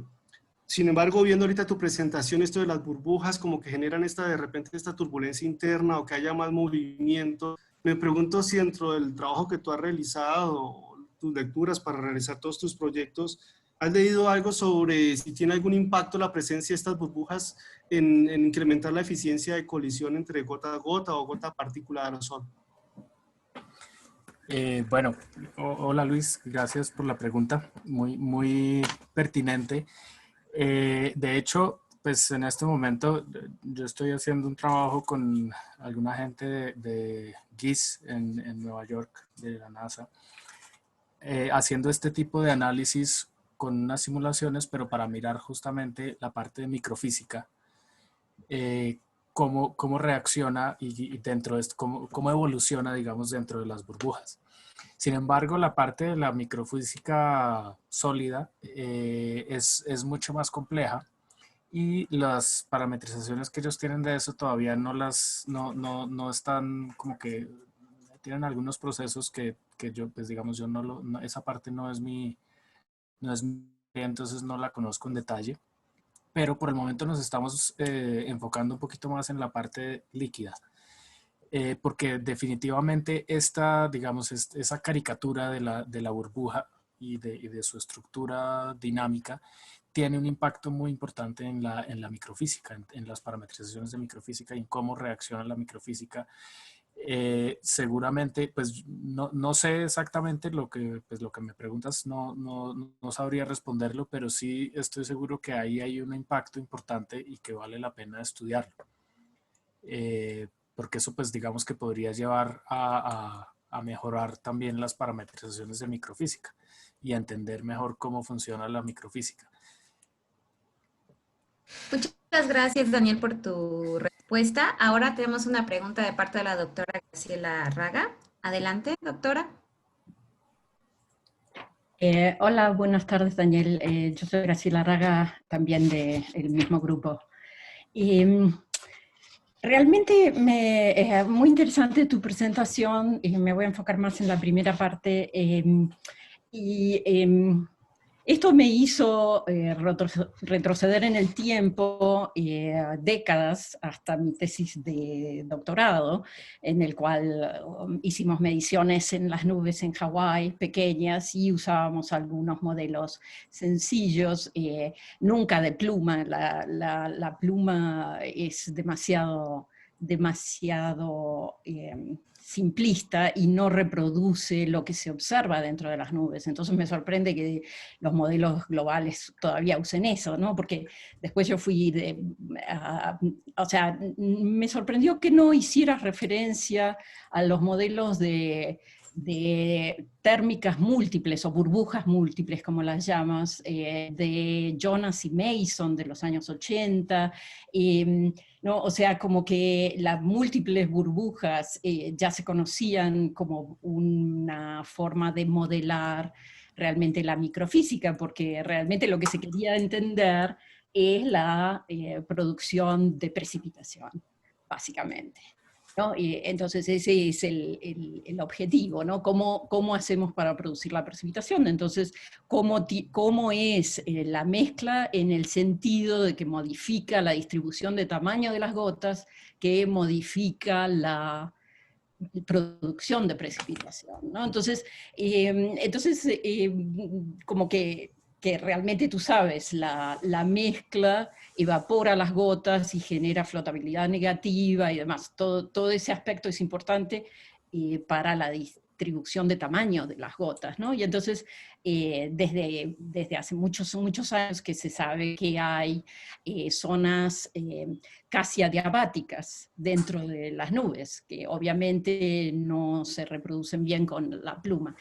En fin, pero concretamente, en las simulaciones que presentaste con el WRF, no me quedó claro, es una resolución muy alta, supongo, de 50 metros o algo así, es en modo LIS. Sí, exactamente. Okay. Esas simulaciones son en modo LIS, exactamente, donde no tenemos Y entonces, parametrización de convección. ¿qué variables utilizas para identificar las térmicas? Porque nosotros, desde el punto de vista observacional, utilizamos ciertas variables conservativas. ¿No? Entonces, ¿qué variables utilizaste en esas simulaciones? Ajá. Yo, disculpe, pero dejé de pensar en térmicas hace tiempo y no he seguido la literatura después de los años 80, principios de los 90, y me parecía que la altura de las nubes que estaba simulando cuando indicabas precipitación era precipitación ocasionada por procesos bajo cero, ¿no? De hielo, sí, como indicaba Luis. Entonces, también ¿cuáles parametrizaciones estabas usando en ese LIS? La de Morrison, la de, sí, no, o sea, no, de dos momentos, ¿cuáles? ¿No? Claro, sí, bueno, ahí pues obviamente no dije todos esos detalles porque si no estaría todavía en esas, pero para responderte primero un poco al primer comentario, gracias por las preguntas, son muy pertinentes. Efectivamente, esto, como les decía al comienzo, estas burbujas no es nuevo, esto ya desde los años 50, 60 se sabe. Lo que pasa es que digamos, en el campo de los modelos climáticos, eso como que no prosperó, ¿sí? No prosperó porque hacer una parametrización con un modelo conceptual de burbujas o de térmicas es mucho más complejo que con la pluma. Entonces, creo que esa es la razón, pero seguramente sí en el campo, digamos, de microfísica y en observaciones, sí, pues todo el tiempo yo creo que la gente se quedó con la idea de que sí son burbujas y utilizan esos modelos conceptuales para sus observaciones y sus modelos, pero no en los modelos climáticos porque no, las parametrizaciones de convección no se desarrollaron de esa manera. La idea es ahora empezar a tratar de hacer eso.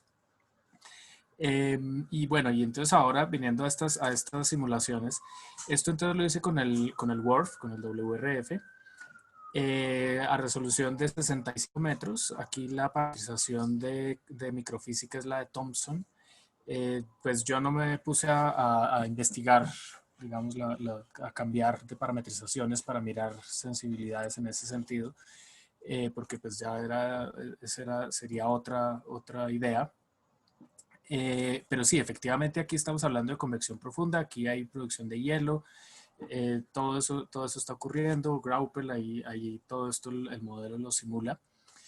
Y la forma en que yo identifico esas burbujas es a partir principalmente de la velocidad vertical. Entonces el método pues es relativamente sencillo. Yo busco los máximos de velocidad vertical en cada salida del modelo y los sigo en el tiempo. Entonces uno va siguiendo en el tiempo ese máximo de velocidad vertical, pues yo asumo que es como el centro de mi burbuja. Y a medida que lo voy siguiendo en la salida del modelo siguiente, entonces puedo dibujar la trayectoria de ese centro de la burbuja. A partir de esa trayectoria, yo puedo calcular la velocidad de ascenso de la burbuja.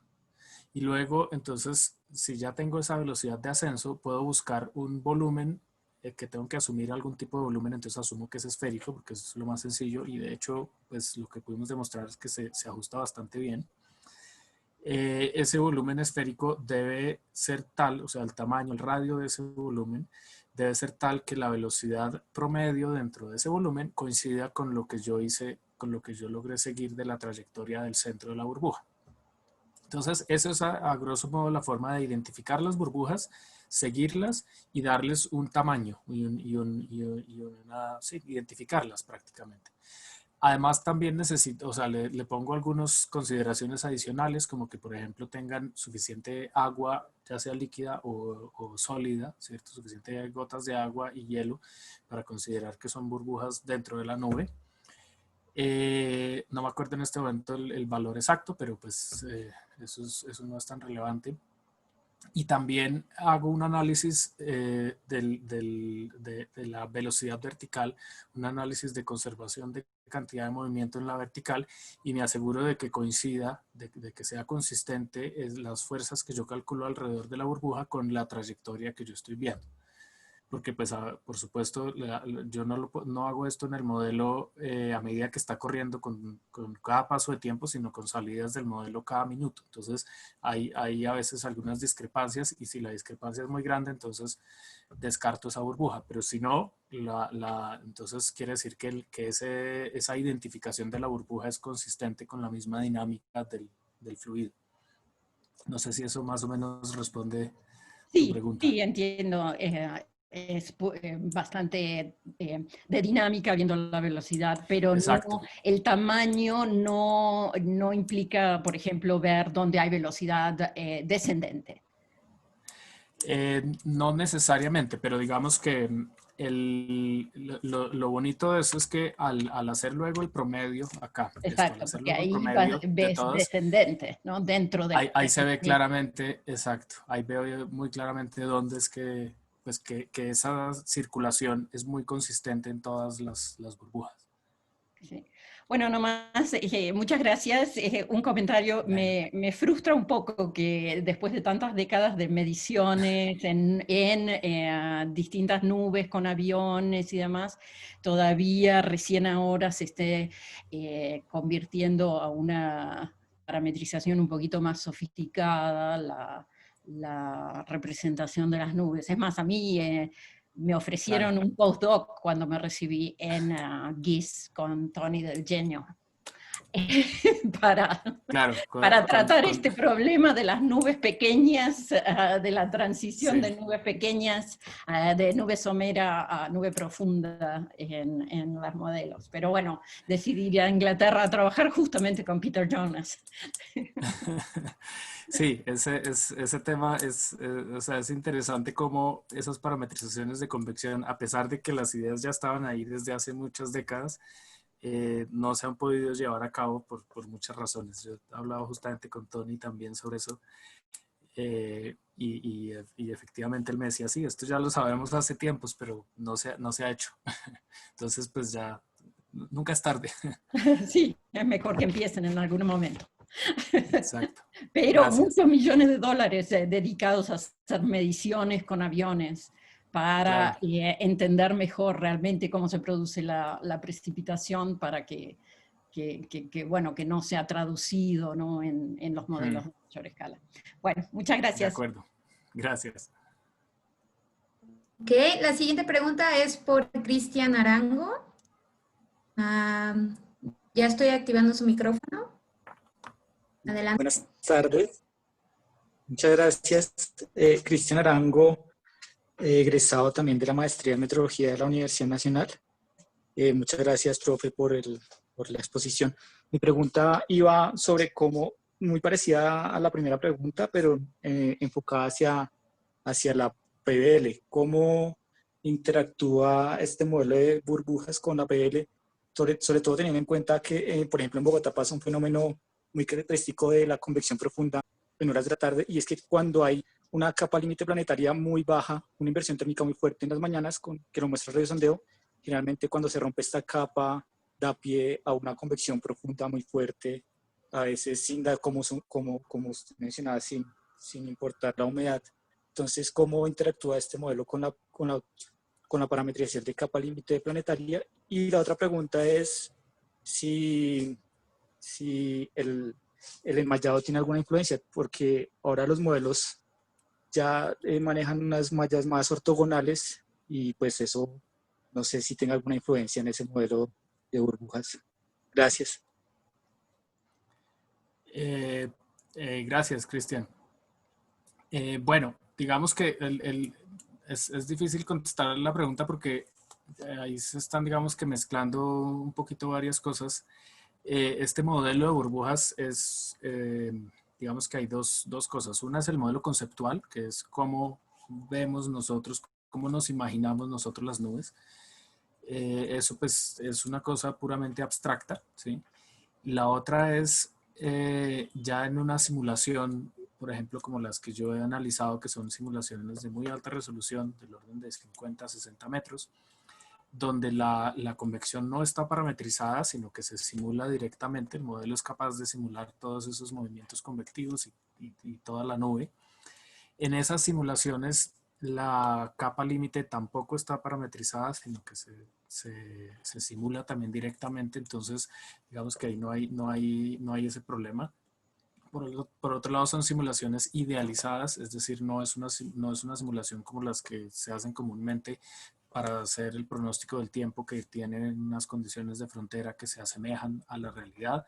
No, esta es una simulación realmente con una superficie plana, homogénea, se le ponen algunas perturbaciones para generar la convección, pero no estamos tratando de simular un caso específico ni un lugar específico. Entonces, digamos que ahí pues no hay... Y este modelo conceptual de burbujas, como digo, no se ha utilizado todavía para hacer parametrizaciones. Entonces no hay cómo saber todavía cómo va a interactuar eso con la capa límite.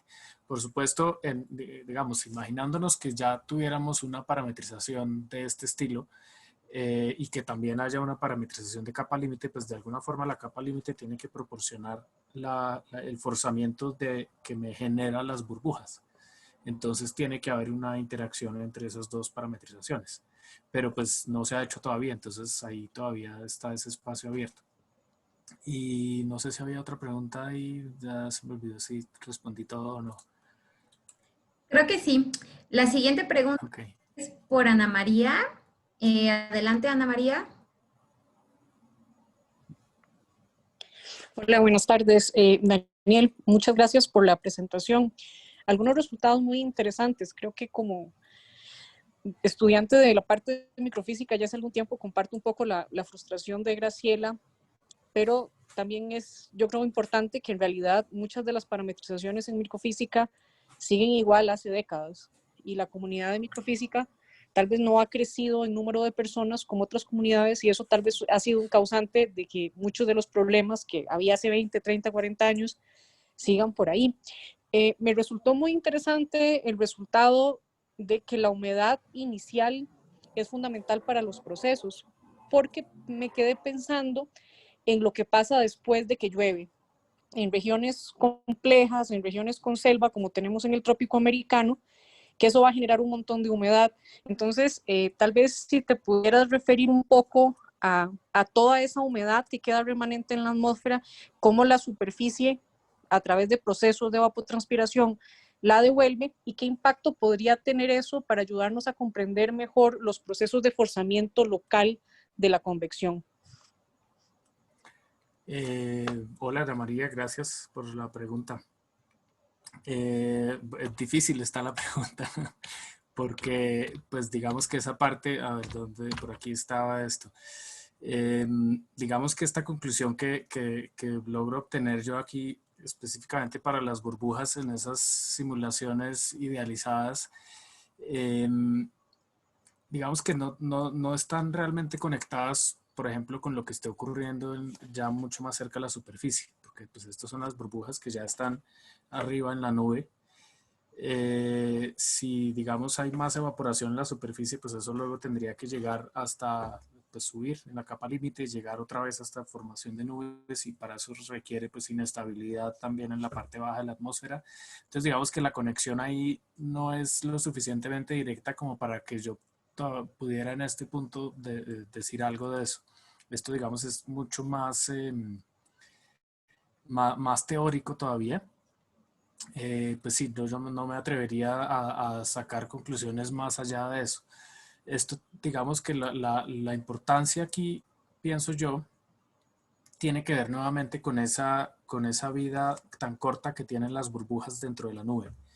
Y como es una vida tan corta, pues lo que determina lo que alcancen a hacer o no en esa vida tan corta es en gran parte cómo inician, qué tanta humedad tienen, pero pues qué tanta humedad ya dentro de la nube, que es cuando están iniciando, o de pronto podríamos incluso extender eso hasta el tope de la capa límite, y entonces qué tanta humedad llega hasta ahí podría ser esa conexión. Pero más allá de eso, pues digamos que no tendría cómo sacar conclusiones en este momento. Pero pues sí, es un tema muy importante definitivamente, porque ese tipo de retroalimentaciones pues son cruciales. Tenemos un par de preguntas en Facebook. Ivonne, Hola. ¿tienes el micrófono activo? Uh-huh. Sí, muchas gracias, doctor Daniel. Muy interesante este tema. Por eso es que tenemos bastante interacción en Facebook. En particular, recibimos una pregunta de Felipe Go, que la voy a leer, y dice así. Muy interesante e ilustrativa la plática. Como biólogo, estaba pensando en la repercusión del desplazamiento de nubes, velocidad vertical, sobre dispersión de algunos organismos e incluso plantas. ¿Será que el flujo ascendente de las burbujas tenga un efecto de dispersión de partículas biológicas como granos de polen y o esporas que miden entre 20 y 120 micras, e incluso semillas anemocoras de orquídeas menores de 1 milímetro? Bueno, pues es una pregunta interesante. Yo desafortunadamente no soy biólogo, entonces no domino ese tema. Pero claro, digamos, toda la circulación atmosférica es capaz de transportar todas esas partículas vivas o muertas, lo que sea. Pero pues digamos que ese ya es otro campo de investigación. Pero sí, definitivamente dentro de la convección puede haber mucha dispersión de todo lo que se encuentre, digamos, en la capa límite. Puede haber esporas, puede haber sal marina, puede haber todo eso, y eso además hace parte de todos los procesos microfísicos que ocurren allá. Pueden funcionar como núcleos de condensación. todo eso definitivamente ocurre. Pero pues digamos que ahí sí yo no sabría qué ocurriría desde el punto de vista biológico y cuáles son las consecuencias de todo esto. Muy bien, Ok. muchísimas gracias. ¿Tenemos alguna otra pregunta? ¿Alguien más quisiera preguntar algo? ¿No? ¿No tenemos más preguntas? Bueno, entonces tenemos una de Ana María y otra de Valeria Bedoya. Ok, Ana María, adelante. Hola, bueno, muchas gracias Daniel por la respuesta. Me motiva mucho por el pensar que la conexión se puede empezar a visualizar a través de procesos de capa límite. Eso por lo menos nos motiva a los que hemos estado trabajando en problemas de ese tipo, de que no andamos tan perdidos. Yo tenía otra pregunta sobre las perspectivas propiamente del modelado, porque muchos de los modelos que se están utilizando para proyecciones de cambio climático pues funcionan con estos mismos mecanismos. Hay perspectivas de modificar las parametrizaciones de convección y moverse hacia una resolución más explícita de los procesos, aunque eso obviamente tiene un costo computacional bastante alto. Pero quería saber si la comunidad de modelado de la parte propiamente de nubes se va moviendo un poco en esa dirección. Sí, definitivamente, digamos que en este momento hay muchos investigadores en todas partes del mundo que están trabajando en desarrollar nuevas parametrizaciones y también en ajustar las que ya existen a resoluciones más altas. Entonces, digamos que eso es algo que está ocurriendo y está ocurriendo desde distintos lugares y con distintas aproximaciones. Esta es solamente una de ellas. Hay otros, por ejemplo, que trabajan más con métodos estocásticos para mejorar esas parametrizaciones. Hay distintas formas de hacerlo, pero sí, o sea, como que desde hace, no sé, tal vez unos 10 años para acá, claramente se identificó que uno de los problemas que hay en los modelos climáticos es la representación de las nubes y entonces se está, digamos que invirtiendo mucho esfuerzo en mejorar eso. ¿Cuánto tiempo se va a demorar en que realmente tengamos resultados así concretos? No sé, ahí sí no lo sé. Igual pues mi contribución a esto ha sido digamos, estos 3 artículos que ponen como unas consideraciones muy generales, muy teóricas de lo que ocurre con esas burbujas, pero ya la implementación probablemente lo tendrá que hacer alguien más. Y pues eso es parte de todo el proceso, pero yo creo que vamos pues en esa dirección. Vamos a ver cuánto nos demoramos. Ok, la siguiente pregunta es por Valeria Bedoya. Adelante. Hola, buenas noches. Muchas gracias por la charla, muy interesante. Mi pregunta va más hacia la parte de resultados. Ustedes pues han especulado un poquito sobre los fenómenos y mecanismos o condiciones locales que generan la convección en Colombia, pues cuando muestran en las gráficas los lugares donde más se da o donde más grandes se dan. Sí. Ahí. Exacto, aquí justamente. Pues, como les decía, esto pues son apenas resultados preliminares.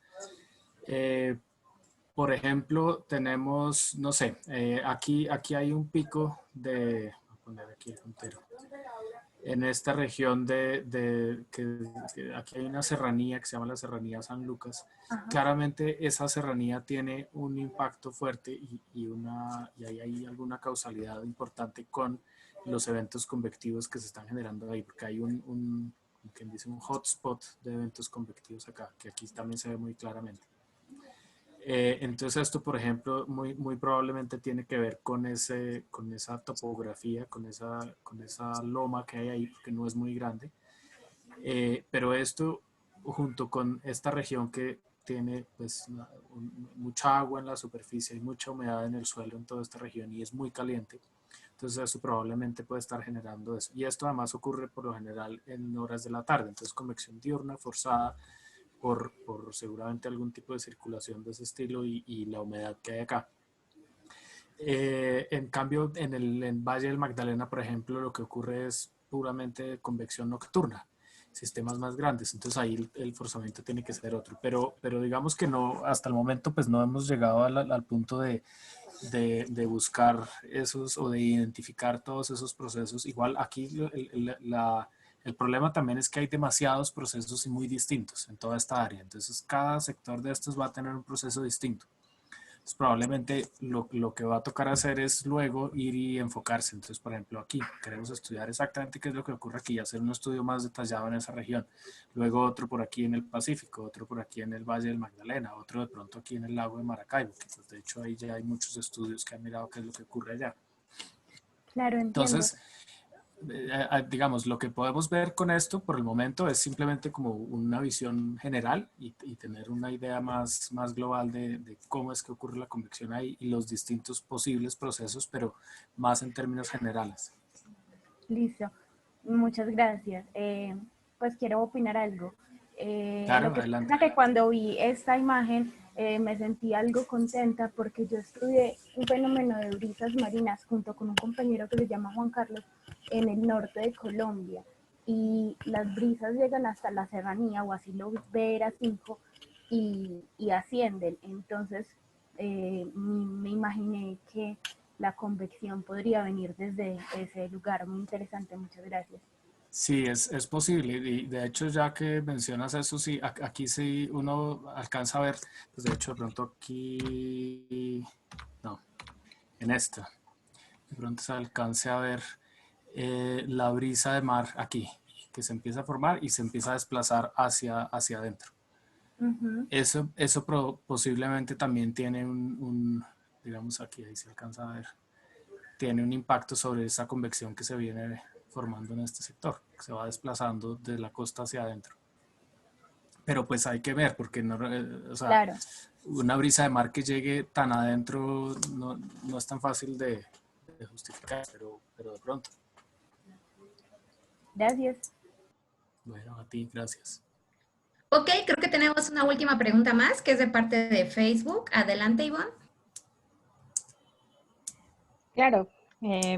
Mira, Wenner Ochoa pregunta, bueno, felicita por la conferencia primero, y pregunta cómo determinan las condiciones frontera ideales para el modelado. Las condiciones de frontera en ese caso se toman periódicas. Como es un modelo idealizado, pues no puede ser global ni con, digamos, datos de reanálisis o nada de eso, sino simplemente periódicas. Lo que entra por un lado sale por el otro, o lo que sale por un lado entra por el otro, más bien. Es digamos que la única manera de hacerlo en esos tipos de simulaciones. Bueno, Muchísimas gracias. Sí. y tenemos aquí dos felicitaciones para ti, una de parte de Catherine Tobón y otra de parte de David Adams, que les gustaron mucho tu charla. Pues de parte mía es todo. Muchas gracias. Tu excelente presentación, te agradezco mucho que hayas aceptado participar en nuestro seminario y ahora le voy a dar la palabra a Alejandro.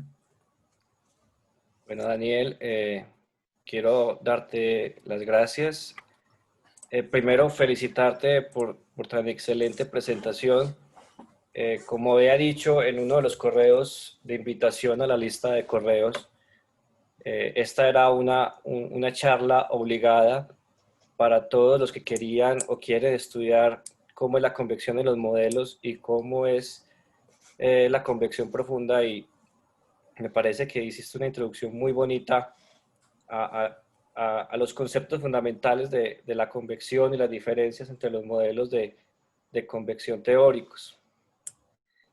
Pues quería hacer un comentario pequeño en esa figura donde muestras como los hotspots de convección. Salió muy claro el hotspot en el lago de Maracaibo, que es una de las regiones de mayor actividad eléctrica del planeta. Entonces, incluso ahí es pues, el famoso faro de Catatumbo, que es muy conocido por estar constantemente con actividad eléctrica que es asociada a convección profunda y se ve muy claro en tu figura. Para no cansarte con tantas preguntas, porque tuviste preguntas muy interesantes, solamente quería hacer como una pregunta más filosófica. En la animación que mostraste, donde se mostraba como la formación de las nubes y la convección, se formó un fenómeno muy interesante, y era que al principio la convección estaba como distribuida en toda la región, pero se empezó a agregar. Entonces se formó lo que se llama como la agregación de la convección, y toda la convección se empezó a concentrar en un gran cúmulo enorme, concentrado en una región muy específica. Y entonces la pregunta es, bueno, desde el punto de vista teórico, una pluma no se ve como tan claro como una pluma podría explicar esa agregación, pero tu modelo de estos termales, de estas burbujas, pareciera permitir de alguna forma explicar mejor eso. ¿Qué opinas o cuáles son tus pensamientos sobre eso? Sí, digamos, esas preguntas acerca de la organización de la convección que están ahora muy de moda, yo pienso que probablemente un modelo de burbujas permitiría más fácilmente entender eso. Pues sin embargo depende también a qué escala, ¿no? Porque digamos, en estas simulaciones, esta organización de la convección que se ve aquí es a una escala mucho más pequeña, y de hecho el dominio de la simulación es muy pequeño como para realmente permitir ese tipo de organización a mesoescala, por ejemplo, de los sistemas convectivos.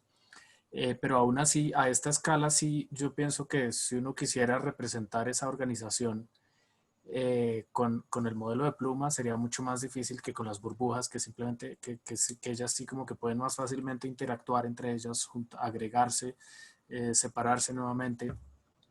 Yo pienso que ahí ese sería como otro argumento conceptual adicional a favor de las burbujas en ese sentido.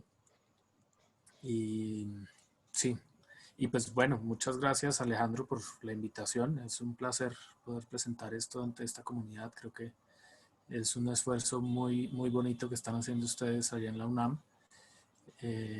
Que yo sé que es un esfuerzo grande, porque organizar estas cosas no es fácil, toma tiempo y dedicación, y conseguir gente para las presentaciones, y bueno, creo que ha tenido muchísimo éxito. Muchísimas gracias a todos por asistir.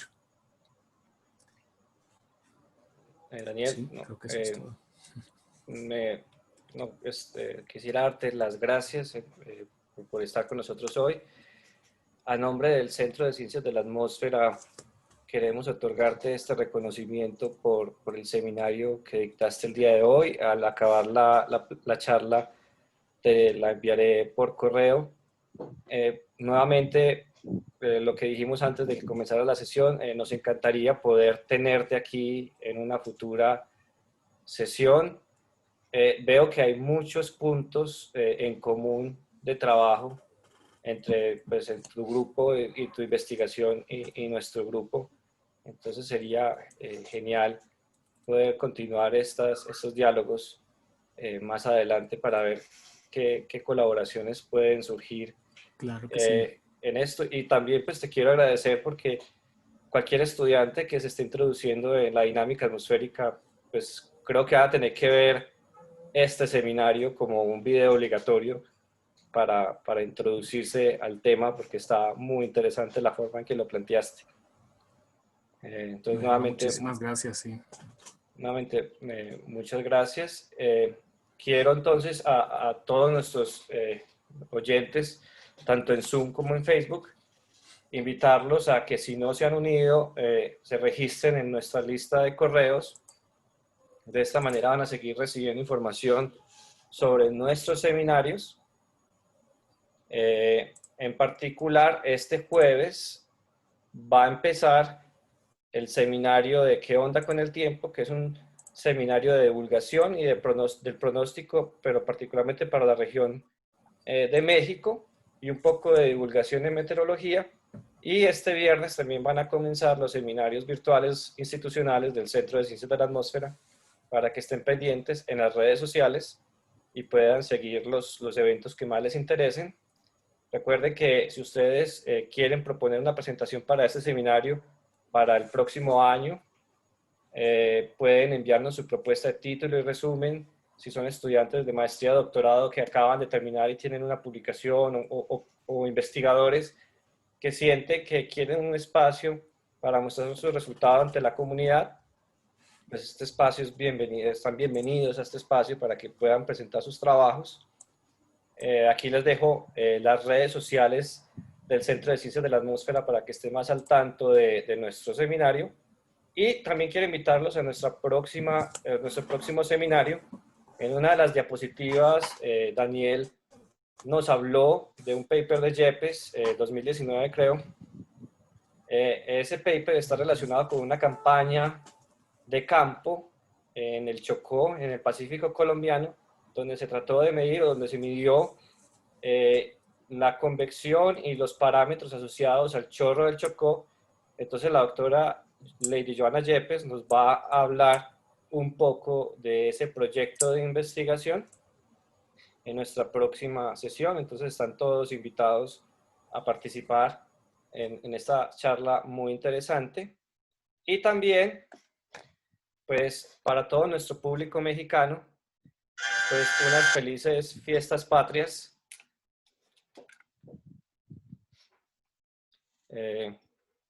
Y los esperamos en nuestro próximo seminario. Muchas gracias por su participación y nos vemos en nuestra próxima sesión. Hasta luego y muchas gracias. Bueno, hasta luego. Daniel, ¿te puedes quedar un momento? Claro, claro, claro. Apagar aquí.